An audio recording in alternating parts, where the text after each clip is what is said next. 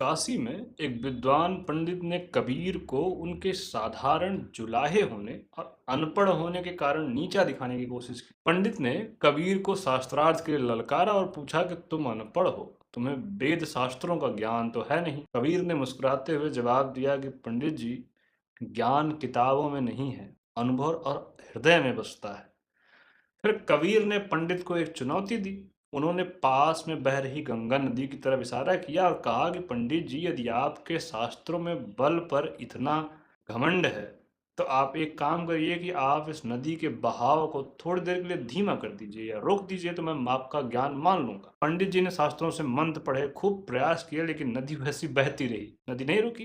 तो कबीर ने क्या किया, उन्होंने अपनी चादर उतारी और उसे गंगा में डाल दिया। लोग कहते हैं कि चादर नदी के किनारे पर तैरती रही और पानी का प्रवाह कुछ देर के लिए धीमा हो गया। यानी नदी के किनारे पर तैरने का अर्थ है कि नदी का बहाव कुछ देर के लिए थम गया, तो दूर तक नहीं गई।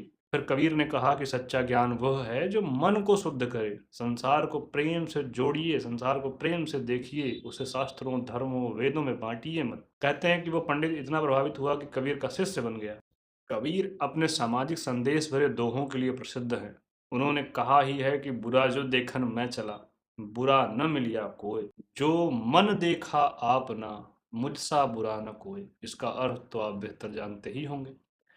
ऐसे ही एक जगह और वो हिंदुओं और मुस्लिमों को उनके आडंबर के लिए टोकते हुए, समझाते हुए कहते हैं कि हिंदू कहे मुहि राम प्यारा, तुर्क कहे रहमाना, आपस में दो लड़ मरे, मरम को ना जाना। यानी हिंदू राम को अपना प्रिय कहता है, उन्हें पूजता है, और मुस्लिम रहमान को, अल्लाह को, लेकिन दोनों आपस में लड़कर मर जाते हैं। जबकि कोई भी ईश्वर के वास्तविक मर्म को, सच्चे मर्म को नहीं समझता। समझता होता तो लड़ता नहीं, बंटता नहीं। कबीर का जीवन ही ऐसे तमाम रोचक किस्सों से भरा पड़ा है। आप इनमें से क्या जानते हैं, कुछ बताइए।